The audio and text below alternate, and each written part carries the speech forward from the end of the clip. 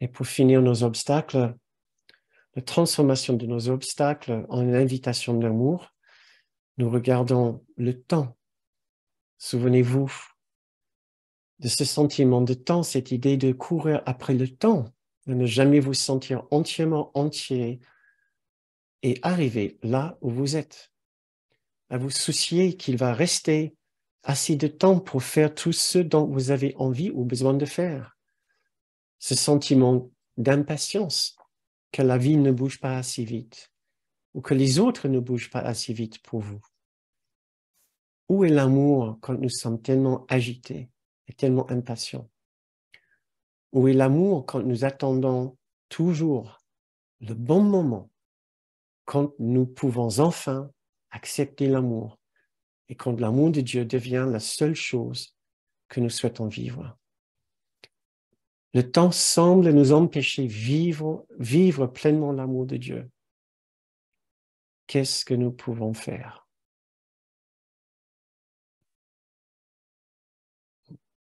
Si vous avez le temps, si vous regardez ceci en replay, je vous invite à réfléchir pour vous quelques minutes. Comment est-ce que vous allez faire maintenant par rapport à cette façon de vivre la temporalité? Comment retrouver maintenant cet instant intemporel qui est notre véritable demeure? C'est ce que nous allons faire dans cette prière. Et je vous invite maintenant à retrouver cet endroit de silence intérieur, d'essayer d'imaginer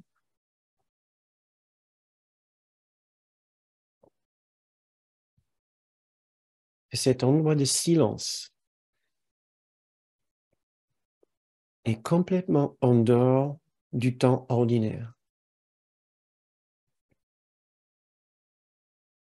Cet endroit de silence et de plénitude est l'endroit où nous pouvons venir pour échapper au temps et de nous trouver entièrement bien là où nous sommes, ici et maintenant.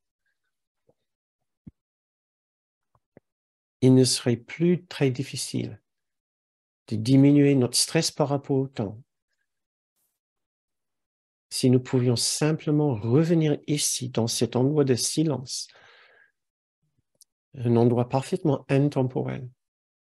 Rien ne change, rien ne bouge dans cet endroit de profonde paix, ici et maintenant.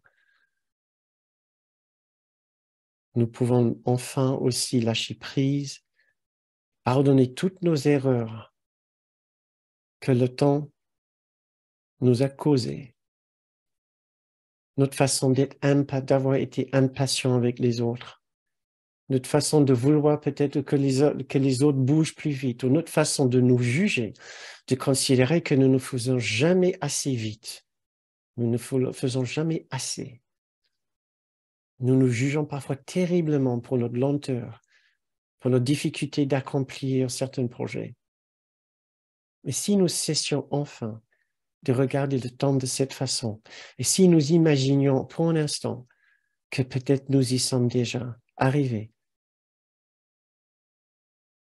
au seul endroit où il faut qu'on arrive, pleinement là, au sein de l'amour de Dieu. C'est tout ce qu'on attend de nous. C'est la seule chose qu'on attend de nous. C'est que nous arrivons ici, au sein de l'amour de Dieu, dans son silence parfait, et à accepter tous les dons qu'il nous offre. Sa grâce, sa bonté, sa douceur infinie, sa tendresse, la véritable béatitude. Tout cela, nous ne pouvons pas trouver à un autre moment. Il ne sera pas plus présent dans l'avenir qu'il est présent maintenant. Nous n'avons pas besoin de choisir un autre moment. Où que nous soyons, là, c'est l'endroit parfait et c'est sûrement le moment parfait.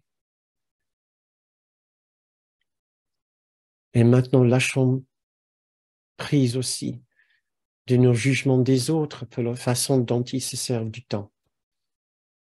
Portons de l'aide aux autres en leur offrant dans l'esprit tout ce que nous avons trouvé dans l'esprit. À nos amis, à nos proches harcelés par le temps, leur souhaitant qu'ils trouvent cet instant éternel, cet instant saint de paix, reflétant ainsi dans nos yeux que nous avons trouvé la seule chose que eux y cherchent véritablement et la seule chose qui leur rendrait vraiment heureux. Lâchons prise de tous nos jugements à leur égard. Comprenons leur souffrance quand ils sont harcelés par le temps, quand ils sont stressés.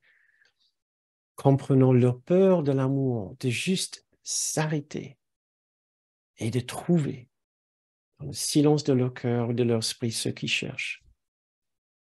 Et enfin, voyons le Christ en eux, au-delà de toute leur agitation, au-delà de toute la pression qu'ils mettent sur nous, que nous bougeons plus vite, que nous accomplissons plus vite, selon leur protocole, selon leur planning.